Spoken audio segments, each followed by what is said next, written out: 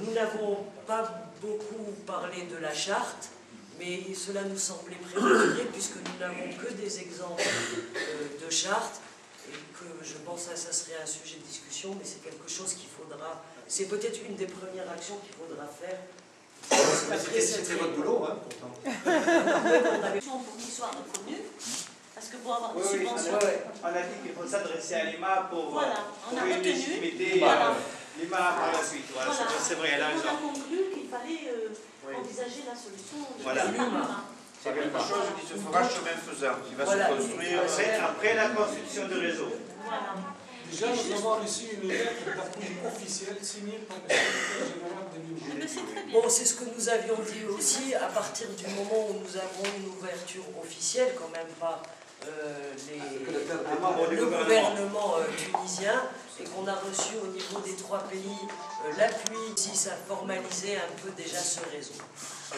Peut-être qu'il faut annoncer qu'on a discuté pendant 2 heures avec un membre du gouvernement algérien aussi, qui se tenait à face. Oui, mais j'ai dit l'appui des autres pays aussi, je suppose. Ça a été de concentrer dans le comité de pilotage un représentant de chacun des pays, en termes de présidence d'association, avec en arrière-pensée l'idée d'avoir des fédérations dans chaque pays, des associations pour la promotion du développement local en zone rurale. C'est long.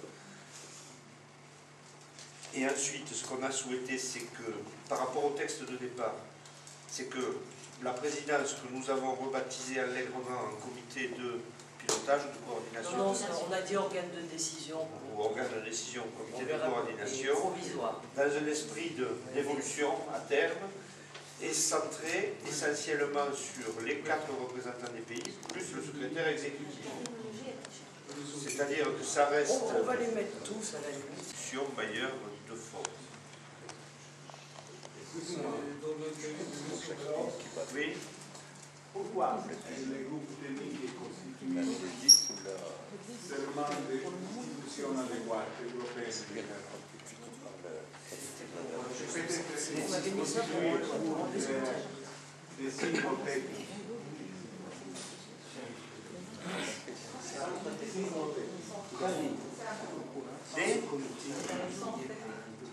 Mais peut-être pas que constituent des signes techniques. adéquat. C'était pour parce que égal. Mais on s'est dit que ça allait fermer un peu la porte s'il y avait d'autres partenaires que l'égal. Voilà. C'est pour ça qu'on a mis adéquat.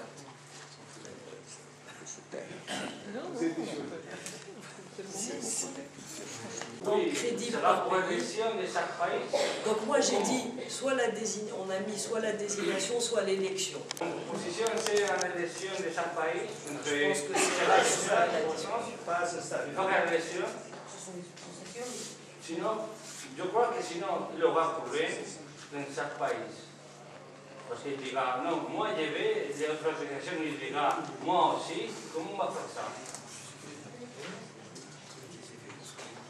Je crois que nous devons... On a donc c'était un parti de plaisir pour nous. Non, ça, je suppose que non. Troisième chose que j'aimerais donc aussi rappeler, c'est que le protégé juridique a été donc discuté. Donc c'est vrai que l'UMAC va un petit peu nous porter un peu, nous donner une certaine crédibilité. Mais de chaque pays, il y a des législations qui risquent un petit peu dans la posture des associations créent de problèmes. Et un exemple qu'on a discuté aussi, supposons par exemple qu'une association marocaine va soumettre donc un projet pour qu'une fois, ça va poser problème au niveau du bailleur. Donc, parce qu'il n'y a pas donc de dossier juridique, si j'ose dire. On a vu que pour l'instant, dans cette phase-là, c'est l'association d'Alifi, par exemple, c'est elle qui va donc jouer le rôle du porte-parole du réseau et assurer donc un petit peu ce côté juridique pour le réseau. Un petit peu surtout pour les qui, peut-être en l'occurrence la ville. Qui jouera le rôle de personnalité juridique Voilà. en lieu et place du réseau. C'est ça? C'est ça qu'il faut mettre dans les recommandations. Est-ce que tout le monde est d'accord là-dessus? On va le mettre et ce sera dans la recommandation. Est-ce que tout le monde est d'accord? Tu vas relier. Je crois que vous avez parlé de préambule. Alors ça, c'est Parce notre oui. Parce que il faut regarder la réalité en face. Il n'y a pas de circulation de biens entre les pays du Maghreb. On ne peut pas verrer de l'argent du Maroc en Algérie et on ne peut pas le faire en Tunisie. Donc il faudrait qu'au niveau de chaque pays, il existe une fédération qui servira de support aussi bien juridique que financier au réseau, si nous voulons réussir. Sinon, on est de fédération au niveau de chacun des pays. Mais ça ne va pas résoudre le problème entre les pays. Un réseau d'associations de développement rural au niveau de chaque pays. Et ces réseaux se formeront en réseau. C'est important. Les enjeux peuvent être interprétés de diverses manières selon la position, selon l'endroit où on est, selon le cadre avec lequel le peuple discute.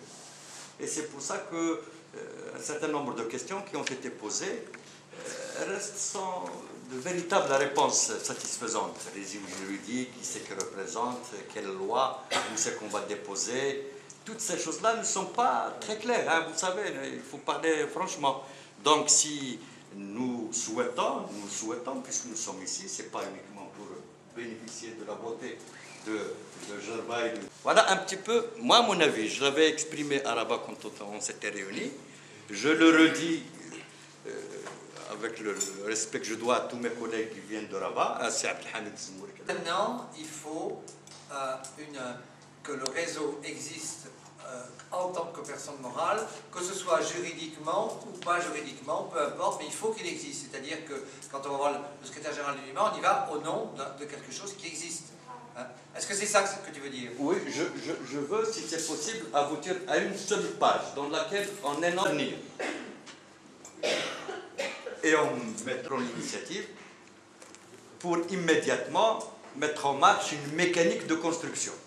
Alors, il faut confier au futur comité de coordination le soin de résoudre les problèmes juridiques. Il y a quand même aussi dans sa remarque un lien avec ce que dit le collègue de la coopération espagnole, c'est la légitimité des représentants nationaux.